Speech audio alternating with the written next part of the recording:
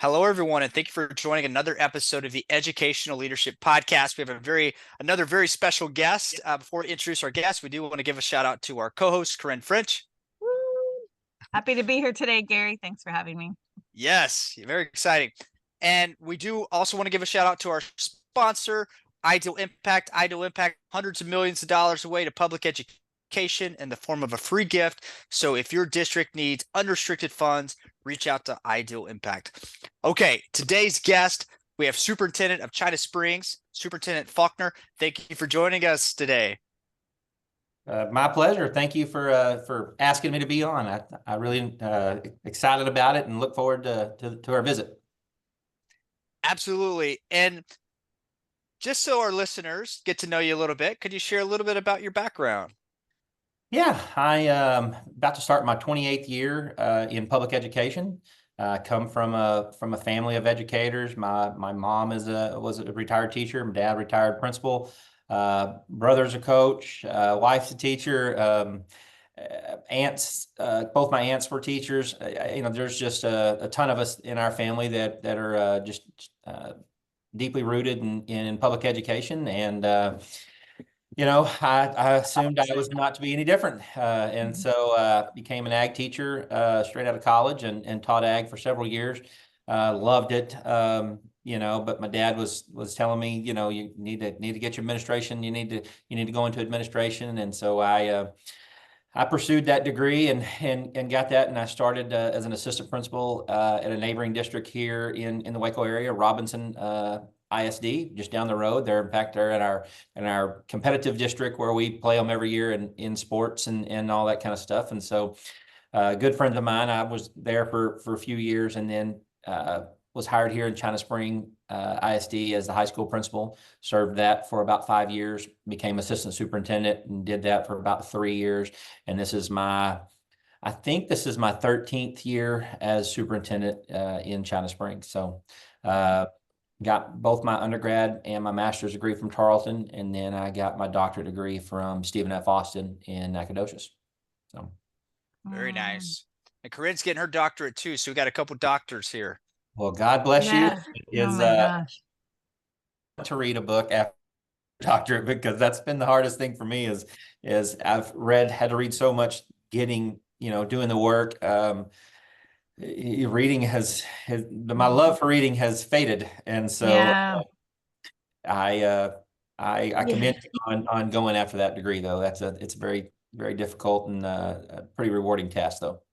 Thank you. I'm loving that you had families that were so many parts of your family and people in your family were part of the education space. And so did you feel like you had to measure up to some because you probably saw greatness? I think when you see a family of educators, it's like seeing a family of superheroes.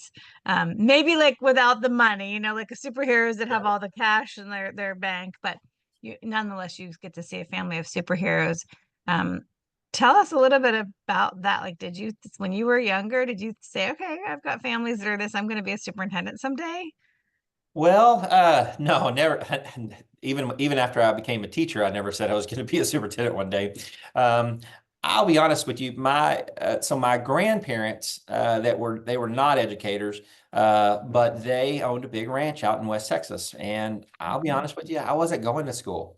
I wasn't going to go to college. I was going to run that ranch, and my grandparents knew it. My parents knew it. And anyway, about a month before graduation, they sat me down and basically said, we all think you need a college degree to run the ranch. And I'm like, what are y'all crazy? I've been doing this for, since I was old enough to ride a horse without falling off. Anyway, long story short, I was 18. I thought I, knew everything. I went and got a job at a feed store because they wouldn't even let me work at the ranch unless I was enrolled in school. And of course, it's the feed store that my granddaddy buys all his feed from. So I didn't know this then, but now I realize that my granddad got me that job, and they worked me nearly to death. And after about 6 months of that, I decided, well, how bad could college be? Because I can't work anymore. And so I went to Tarleton because my brother was already there. and I could live with him off campus. And so went down there, and I knew I wanted to do something in agriculture because that's kind of my background of work growing up. At that point in time, I didn't think, at that time you certainly don't see your parents or maybe even your teachers as superheroes, or I didn't at least, but until I had been in the business for a while and realized what they do.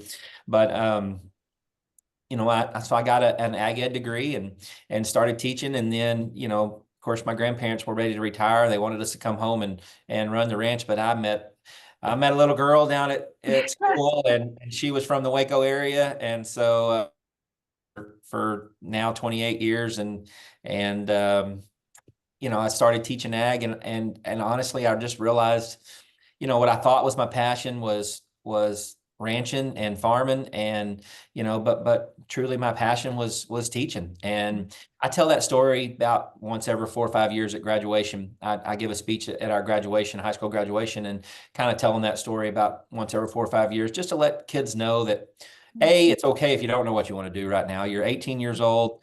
This is the time to go figure that out. But two, if you think you know what you want to do, that once you maybe get going in life, you may realize that truly wasn't your passion, and you may find your passion. And that's truly what happened to me.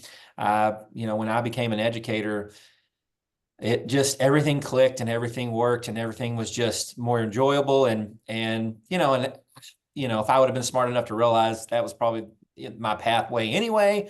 But when you're 18 years old and you think you know everything, you have to make your own way. And so becoming an ag teacher was super fun.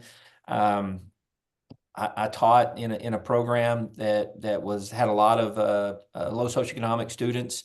But we had great fun. I also kind of hit it at the right time. I had a lot of farmer and rancher kids coming through. So we had a super large program, and I traveled with kids all over the state of Texas, showing animals and doing contests and various things. And it was wonderful, and loved it until I had my own kids and realized I'm spending 40 nights a year in a hotel with kids, hauling them all over the place. And my poor baby is at home, and I don't get to, tuck her in at night or any of that kind of stuff. And so that was another thing that also encouraged me a little more to go into administration. Was I knew that the hours would be long. I knew the work would be rigorous, but I knew most every night I would get to come home at least, and kiss the baby goodnight or whatever.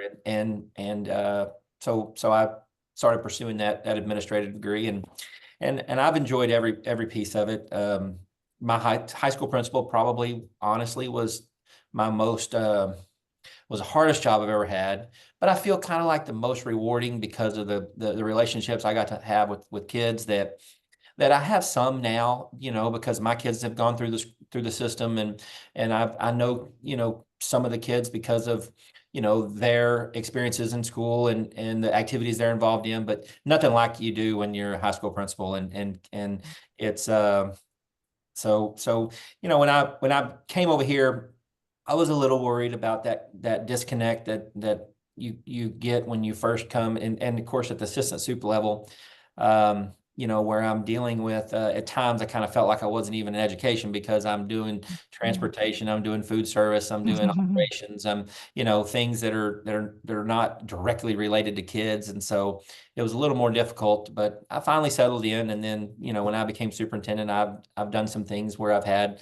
superintendent councils, where at the high school we would meet and visit with kids about, how to make the school better, that kind of deal. And so trying to just keep my connection with kids, and my focus of truly why we're here every single day is because of teaching and learning for kids. And so but it's been a great journey, and hopefully I've got some more years in me that maybe I can do 4 or 5 or 6 more years and really finish out strong. Well, I hope you have more than 4, 5, 6 years just for the state of public education, because I know a superintendent like you that cares deeply for students is such an important thing. I like what you said about like having those, like being with transportation, or you're doing these other things and you have to wear these multiple hats, but then spending those time with students. We had a guest on who was superintendent of the year, Dr. Bobby Ott, and he talks about, and many of our, some of our favorite guests probably over the years have talked about intentionally scheduling time with students. Is there something else that you're doing? Maybe it's a different topic than we've already touched on at this point in the podcast, but is there something else that you're doing to intentionally do good work in your district, or something that you've decided? Because I think we have local control, so we have the ability to make some decisions. Some decisions we don't have the chance to make. So is there something else that you're intentionally doing that you would love for our listeners to be inspired by, or like to encourage them if they're listening today? Yeah, well, one thing I did for many, many years, I've had to recently stop it, and I'll tell you why to that, is I used to bring kids from the high school. We called it Fist Bump Friday. Every Friday, I would bring a group of kids from the high school to our two youngest campuses. We open car doors, help the little kiddos out. We're fist bumping Fridays. They're wearing some kind of a uniform or jersey or something that represents the groups that they do. And I did it with band, with all the athletic groups, with the student council, with the theater, with you name it. Any group that wanted to be a part of it, we brought those kids over and we would do Fist Bump Friday. And so I got a lot of interaction with a bunch of different high school kids, as well as, we would go every Friday and open these car doors for, because our littles, they really struggle getting out of the car, pre-K through probably second grade, but really, really enjoyed that. We did that for years and years, and we did it every Friday. I would always have sponsors and people start emailing me way early in the year saying, hey, when are you going to start up Fist Bump Friday? Because, we want to be a part of that. And it was great. It was a wonderful way for us for me to have a lot of good interaction with kids, different groups of kids, because certainly your athletes are very different from your theater kids, from your Spanish club kids, the whole 9 yards. And so it was a great way to interact. Plus, I also got to witness our older kids interacting with our younger kids, with their gear on. And so kids would be, they were super excited when it was their sport day, if they followed football or if they followed, the band or whoever it was. So when those kids would show up to help them out of their cars, it was just, the lights the smiles and things on these kids' faces were amazing. And so it was a really rewarding experience, and we really loved doing it. But it's been for about 2 or 3 years. We have really, really struggled finding bus drivers. We cannot find bus drivers. So I had to give up my Fist Bump Friday opportunities for now I drive a school bus every morning and every afternoon to transport our kiddos, from school to home and home to school. So I had to give up that intentional time. We kept doing it for all the way until last year. My deputy superintendent and assistant superintendent would help with that. But then this past year we went to a 4-day calendar. And so we just had a different transition. And so we haven't started that back up yet, but I'm still driving a bus, unfortunately. I say unfortunately. I've really enjoyed it because I get to start my day with kids, and I get to end my day technically with kids, even though I come back to work for 2 or 3 hours afterwards. But effectively of the school day, I get to end my day with kids, which is really cool for me because, it also gives me that other opportunity to really interact with kids and families and be a part of the reason that we come to school every day, the reason why we have these jobs. I know Gary probably has a question, but I want to say one comment before, and then I'll promise I'll be quiet. This is why for the last 3 years, we've been interviewing superintendents and educational leaders and people across the great state of Texas and Oklahoma, and just having these conversations. And they're organic conversations. And sometimes we don't know if I'm going to have a bunch of questions that day, or or if Gary will, or as co-hosts, we kind of, we just make it happen. I always end up crying, and I never want to cry. I never want to be that person that's like always like the boohoo cry emotional person. But when you're talking about driving the bus, that's what a servant leader does. And it's sometimes difficult to make a decision to take one program away because something else has to happen. And I think I think that is why superintendents remain some of my favorite leaders in the world, because not only do you have to put out fires and give great big love and spend these dollars and find the ways to spend the dollars appropriately, and find all the ways to feed and love and take care of and instruct, like give them the next step so that they can go on to their career or their college or their their military space that you're providing for them to go to next, but then sometimes you have to do everything else in between. And so you just you just kind of summarized what I feel like we've been hearing for the last 3 years is sometimes superintendents just have to do it all. And that makes me tear up a little bit. So I want to take an opportunity to thank you for that. I think the best superintendents in the world have that servant leadership heart. And sometimes they do the things that maybe it's way, way, way below their pay grade and way, way below their skill set, but it's necessary. And that's what teamwork does. So I would just want to commend you for that. And you don't have to Well, respond. 'Cause I know Gary probably wants a comment, but I just wanted to make sure that you heard that from me. If no one, if you haven't heard the word thank you in a while, I want to make sure you hear that from me. well, I certainly appreciate that. It is, when the idea first came up, obviously I was thinking, okay, how in the world am I going to get everything done, Mhm. that I need to do during the school day with taking 3 hours off during the day to go drive the school bus. But it really has been a pleasure, way more than I ever imagined it being, to just get on the bus and fist bump kids. The kids I drive were, I've had my communications because I would come back and I would say, man, we were singing the alma mater and we were singing all these songs, and she just wouldn't believe me. And so I told her, just come ride the bus with me one day. So she meets with me to ride the bus, and yeah, they're singing, and she makes a little video about it and puts it on our social media pages and things like that. And then next thing I know, the news is coming out, and they're wanting to do a video. And so we're just having a great time on the bus. And I'm thinking, man, if this has been a bus driver, I should have been a bus driver for 28 years. Right. It was fantastic. And so that it just extends my day, which I'm in a time in my life. Both of my daughter is finished with school, and she is a NICU nurse, down in Houston at, her Memorial's Children's Hospital, in the big NICU unit, very, very large. I don't know, I think level 4 type, NICU unit there at Memorial Park. And my son is a junior at Lamar. He's on a football scholarship, playing football down in.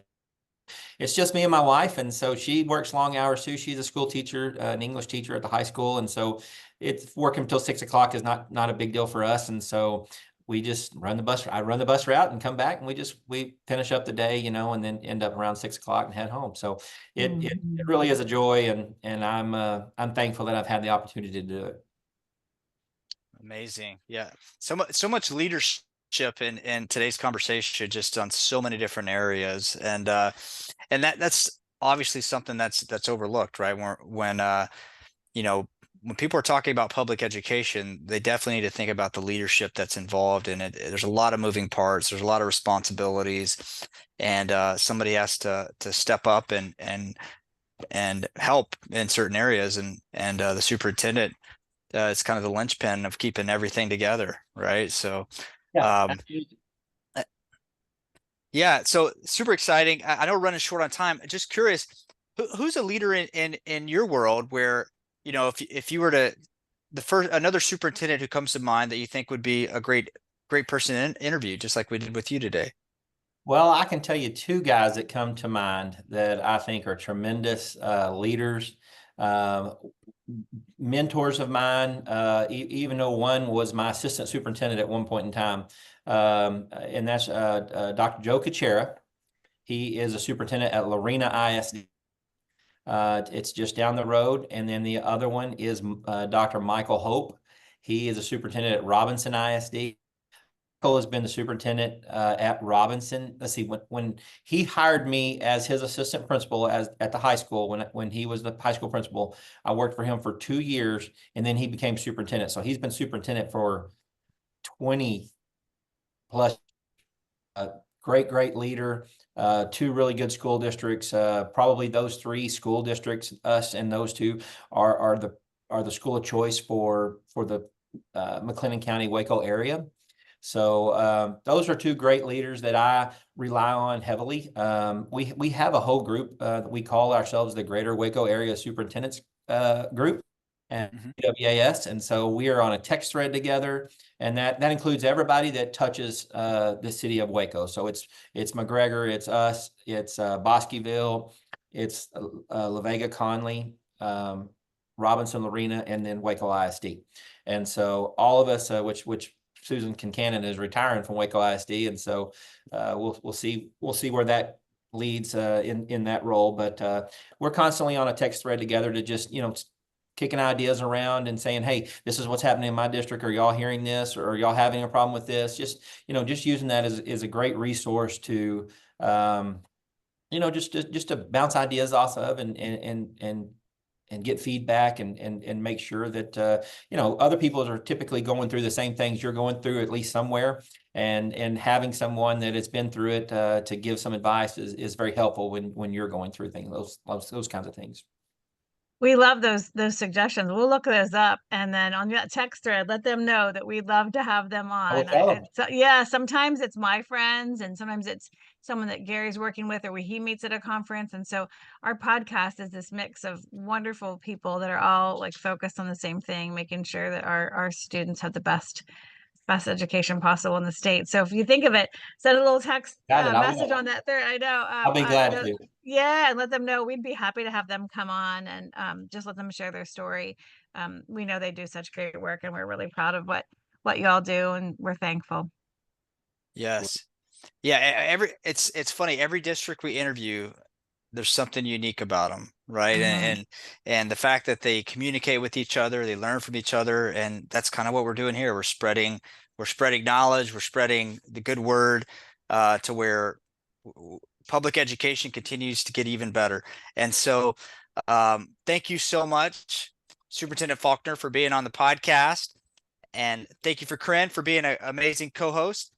And much love. close it, yes, thank you so much. And for those that have been tuning in, stay tuned for future episodes of the Educational Leadership Podcast.